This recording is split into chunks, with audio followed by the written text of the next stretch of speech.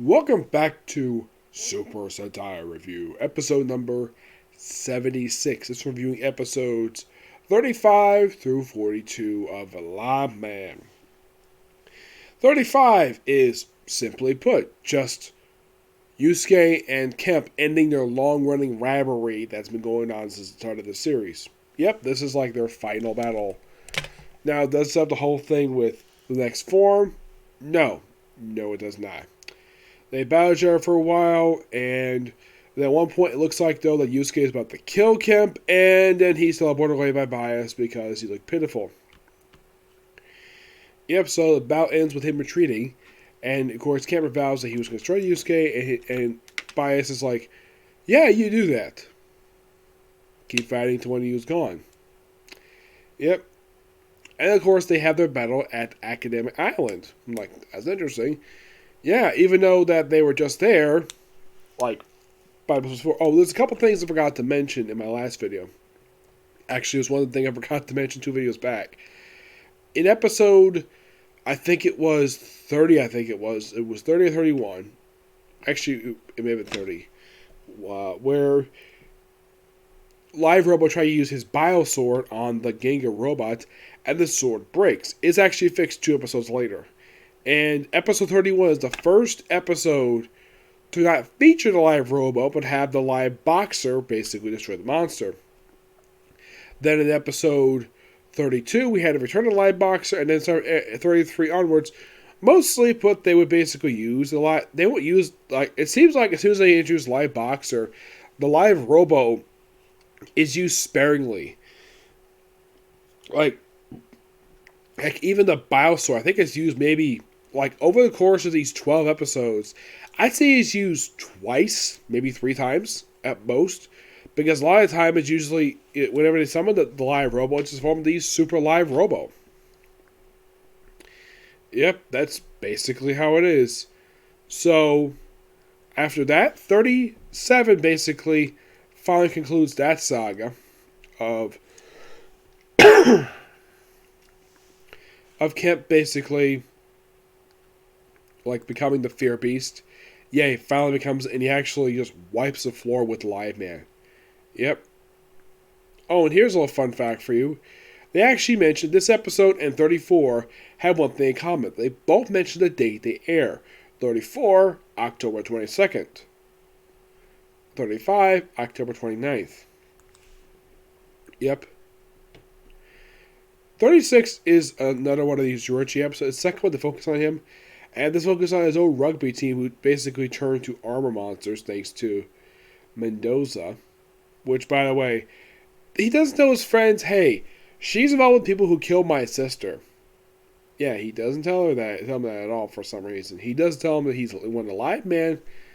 But yeah, I'm like, okay, so basically creating some monster, like some soldiers using his armor. Apparently it's about to take over their face. Like, the first they got with this basically covering their chest and back and part of their face. I'm like, what's upgraded form where they cover like the whole body? They aren't really going to go into it at all. And these things are stopped via a proton bomb that Colon makes. Yep. Excuse me. Oh, by the way, in episode 30, yeah, I think it was 30, where she actually is informed, where Tuska and Drizzt is informed that, I think Tuska informed us, that Live Cougar is based upon blueprints that his older brother basically designed that was given to Live Man by his younger brother. You're like, really? He did that? Yes. First time since that one episode early on in the series, they actually even referenced the youngest brother, because I think everybody who watched it was like, really? I thought he had one brother. Oh, it turns out he had 2 brothers. And the guy who's the Black Bison is just simply the middle brother. Yep. Yeah. 37, like I said, just basically Kemp becoming the Fear Beast finally. Yep, that particular plot thread didn't last very long. Started episode 32, and it's been used sparingly. They're bringing up 32, 34. Actually, not 34. I maybe 34. It's not exactly mentioned 35. It's mostly just Yusuke versus Kemp and their feud. And, well, in the case of 37, debuted the Fear Beast. And in 38... Oh, by the way, in the case of episode 37, there's one thing that it does have in common with the saga, this final episode, the saga with the Dr. Oberon saga, is that Go gets amnesia, and of course, Kemp briefly has amnesia until he remembers number 350. That was the score that Bias gave him. Let me. In the case 38, Dr. Medusa has got an upgrade. She's a fully functional weapon where 90% of her body is cybernetic. So I'd say probably the only thing that's organic is probably her head, maybe her groin, and probably her outer skin. There's no shot of her groin per se, but yeah, she converted 90% of her body to a freaking robot.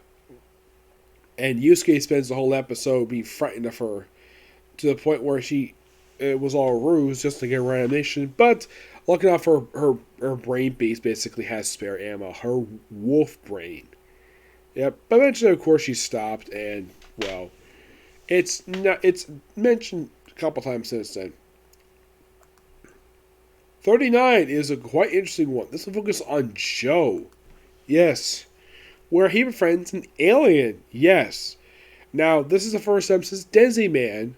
Now, I don't know. I did not watch Go-Go 5 to Mass Men yet. So, this is probably by far where it's a single alien, where it's a standalone character. And here's something quite strange about this alien. His name is Abe. It's Abe. And despite the fact it's clearly a guy, even though the voice sounds like a woman. I don't get it.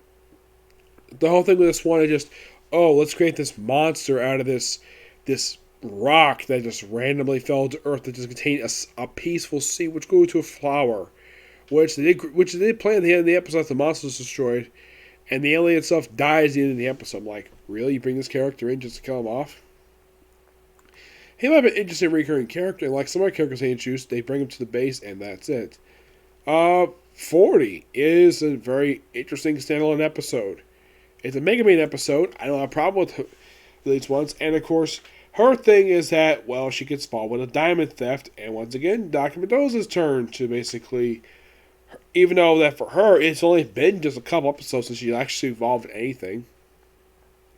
And by the way, next episode, she doesn't really do a lot of anything at all. Like here, it's like, she wants this diamond thief stole from her. Why? Because it contains one of the brain beasts, the space beast. And apparently this thing is programmed to buy anybody's orders, and what does he order this thing to do? Steal a bunch of jewelry. And what does this guy do with it? Sells it out, basically pays for stuff for an orphanage. Like, okay. So he's like a gentleman thief.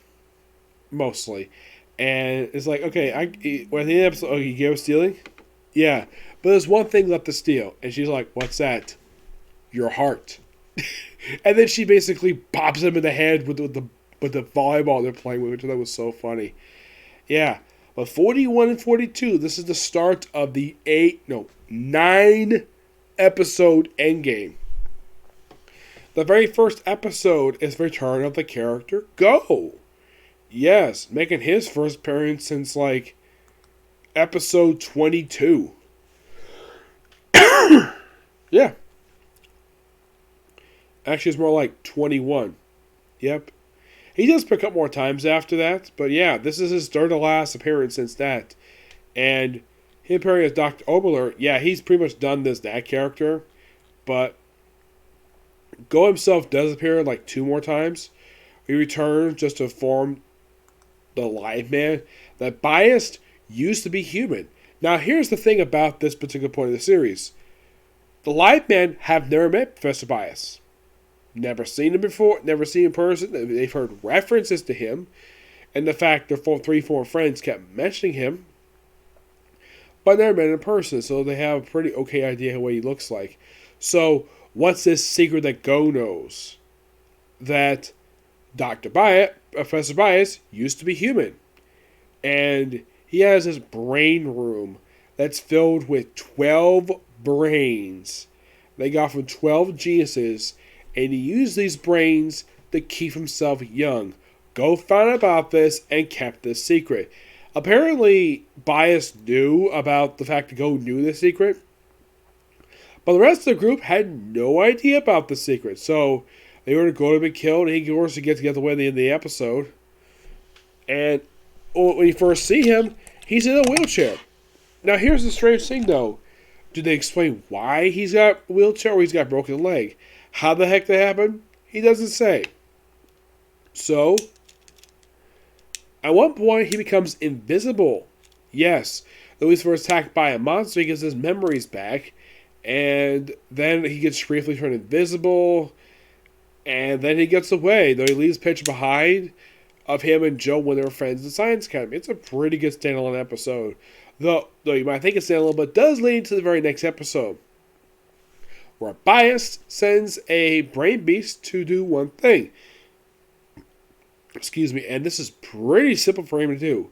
Go find a Liveman and give him this device so he can brainwash him in order to destroy Grand Tortoise. And here's the strange thing about this monster. This monster is mostly successful. He delivers the device. He's an image brace, but he almost blows up. So he's able to accomplish 2 of his tasks, which, come think of, this is probably the most elaborate plan. And the only reason why he wants to destroy the Liveman because they know about his brain room. But who knows when they're going to go to a space station, which I'm looking forward to seeing that. By the way, all of his henchmen, as a matter of fact, in episode 41, they were out in the field basically trying to Go, and when they get back to the space station, they're basically just hiding in the throne room the whole time, and they're wondering what the heck is going on. Like, where's Lord Bias? Where's Lord Bias? And Gulash, basically, he himself would just happily be a bodyguard. Oh, and here's something strange though about 42. It's the first episode where the Rangers don't have to call for the Megazord because they're out in the field. Here they actually just go into it when they're at their base. Just use this live robo. Excuse me. And then, of course, just destroy the robot, and that's it. It's also the first one whenever they do the Giga Phantom Beam, and the Livemen are nowhere to be seen. Which, that's a first for this entire run, because normally they're there, and basically this beam nearly hits it every time. So all 5, which was 3, and all 5 have to duck every time that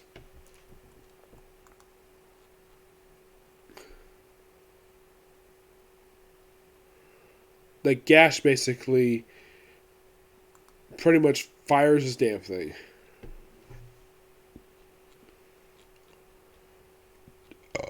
Maybe.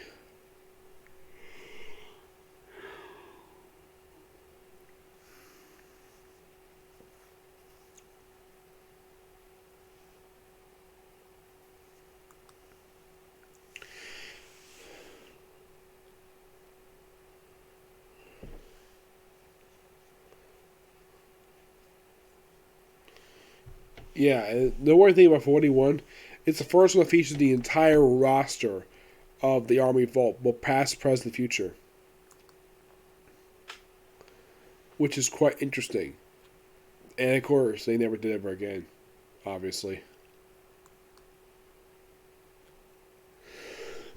By the way, the monsters for this episode, for these episodes are, for episodes 35 to 42, you have Guild Beast, Armor Beast, Shark Beast. This one basically involves the fear form for Kemp. Wolf Brain, which I briefly discussed him. Meteor Brain, we've discussed him too. Space Brain, already talked about him. Invincible Brain, this one that goes memories. Bomber Brain, and Gudo Brain. Actually, Gudo Brain's next episode. But yeah, in the case of Brain Monsters, there's not many left. There's like 5 left. Mm-hmm. Now you might be asking, was there an episode, aside episode 1, that featured Brain Beast? 7 didn't. And after 7, the next time again, it didn't feature Brain Beast.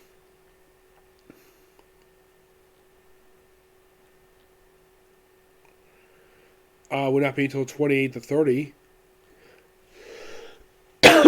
Even by the final episode, they released more Brain Beast, which I'm looking forward to basically watch the rest of it. Mm-hmm. Yep, that's pretty much all there is right now for Liveman, because